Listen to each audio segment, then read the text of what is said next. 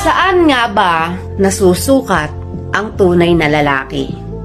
Sa dami ba ng babae na naging karelasyon niya o sa dami ng taong napatumba niya?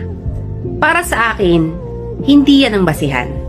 Dahil ang tunay na lalaki, wala yan sa dami ng babae na nakarelasyon niya o babaeng nakuha niya. Wala rin yan sa kung ilang tao na ang napatumba ng mga kamao niya. Dahil ang tunay na lalaki, kahit anong galit nito, hindi ito nananakit ng babae. Marunong makontento sa isa at hindi naghahanap ng iba. Marunong rumispeto sa mga kababaihan at responsable. Marunong magbanat ng buto at hindi pabigat sa lipunan.